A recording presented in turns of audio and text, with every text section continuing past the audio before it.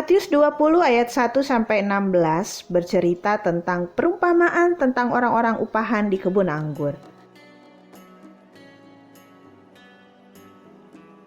Adapun hal kerajaan sorga sama seperti seorang tuan rumah yang pagi-pagi benar keluar mencari pekerja-pekerja untuk kebun anggurnya.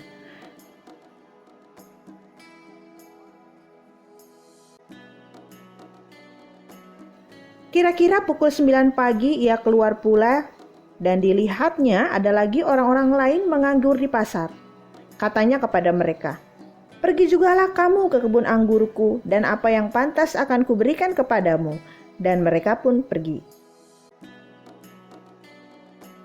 Kira-kira pukul 12 dan pukul 3 petang ia keluar pula melakukan sama seperti tadi.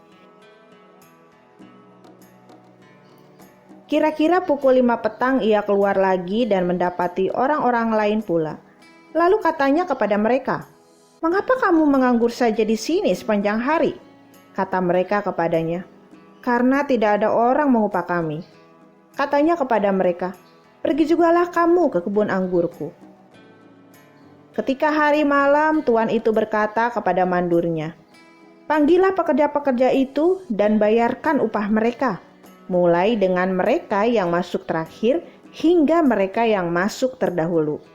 Maka datanglah mereka mulai bekerja pukul 5 dan mereka menerima masing-masing 1 dinar. Kemudian datanglah mereka yang masuk terdahulu. Sangkanya akan mendapat lebih banyak, tetapi mereka pun menerima masing-masing 1 dinar juga. Ketika mereka menerimanya, mereka bersungut-sungut kepada tuan itu. Katanya, "Mereka yang masuk terakhir ini hanya bekerja 1 jam, dan engkau menyamakan mereka dengan kami yang sehari suntuk bekerja berat dan menanggung panas terik matahari." Tetapi tuan itu menjawab seorang dari mereka, "Saudara, aku tidak berlaku tidak adil terhadap engkau.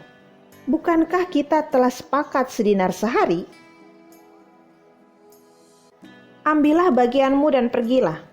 Aku mau memberikan kepada orang yang masuk terakhir ini sama seperti kepadamu. Tidakkah aku bebas mempergunakan milikku menurut kehendak hatiku? Atau iri hatikah engkau karena aku murah hati?" Demikianlah orang yang terakhir akan menjadi yang terdahulu, dan yang terdahulu akan menjadi yang terakhir. Dalam perumpamaan orang-orang upahan di kebun anggur, Yesus bercerita tentang pemilik kebun anggur yang pergi ke pasar. Ia mencari orang yang mau bekerja di kebun anggurnya. Ia membutuhkan banyak tenaga untuk bekerja di kebun anggur. Oleh karena itu, ia pergi ke pasar sampai 5 kali untuk mencari buru-buru upahan. Setiap kali bertemu dengan orang upahan, ia menyuruh mereka bekerja di kebunnya.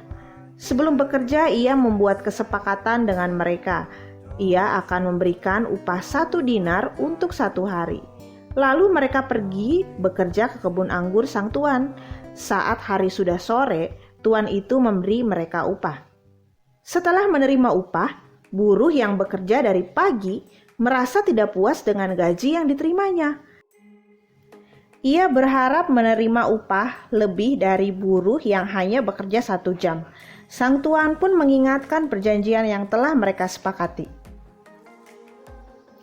Dari kisah tersebut, pemilik kebun anggur memperlihatkan sikap adil. Ia menepati perjanjian yang telah mereka buat. Ia memberi hak para buruh setelah bekerja. Ia memberi mereka gaji. Bahkan ia bermurah hati terhadap buruh yang baru datang. Ia tidak mengurangi upahnya sekalipun ia bekerja hanya 1 jam. Sebagai orang yang telah diselamatkan oleh Allah, kamu pun diminta untuk bersikap adil kepada orang lain. Ada banyak perbuatan adil yang dapat dilakukan dalam hidup sehari-hari. Misalnya, kamu berteman dengan semua orang tanpa membedakan.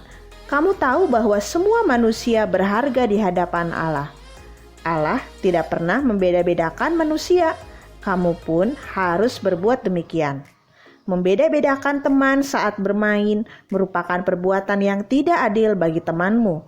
Ia juga ingin memiliki banyak teman sepertimu. Adil artinya sama rata, sama banyak, atau tidak berat sebelah. Akan tetapi, adil tidak selalu berarti sama banyak. Adil juga berarti memberikan sesuatu berdasarkan apa yang dibutuhkan oleh orang lain. Misalnya, seorang guru mendampingi seorang siswa setelah menjelaskan pelajaran.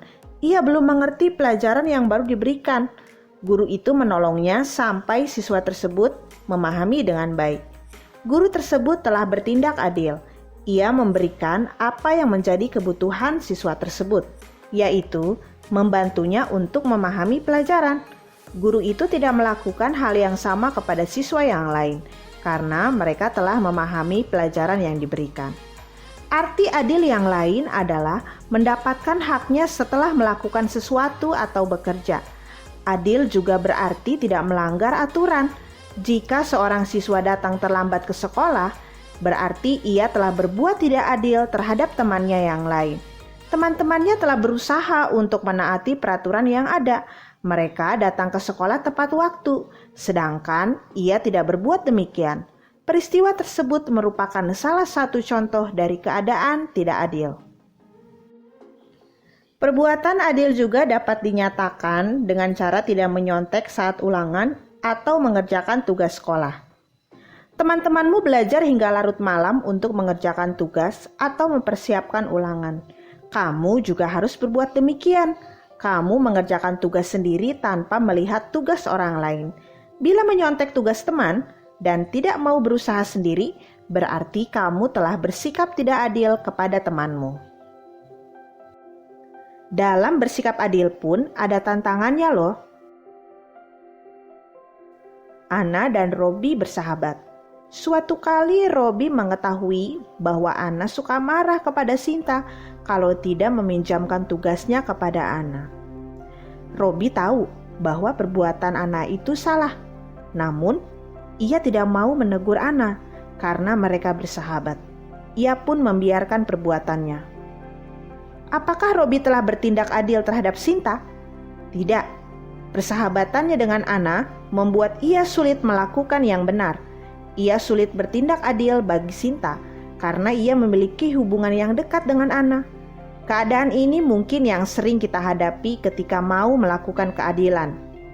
Berdasarkan cerita itu, ternyata tidak mudah untuk berbuat adil di dalam kehidupan sehari-hari. Ada beberapa kesulitan yang mungkin kita hadapi saat berbuat adil. Pertama, kamu takut dimusuhi oleh teman-teman.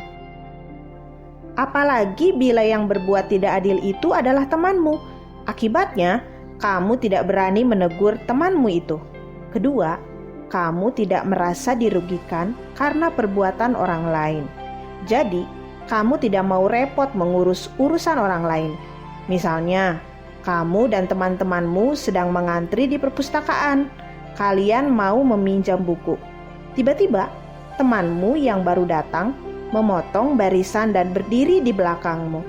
Ia memang tidak memotong barisanmu saat mengantri. Kamu tidak dirugikan olehnya. Akan tetapi, ia telah merugikan teman-teman yang lain karena memotong barisan.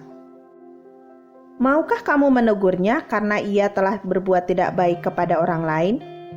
Sebagai orang yang telah diselamatkan, kamu dipanggil untuk terus berusaha berbuat adil, sekalipun akan banyak kesulitan. Kamu harus belajar berani untuk menegur temanmu yang melanggar aturan. Kamu juga belajar peduli ketika saudaramu belum mendapatkan yang mereka butuhkan.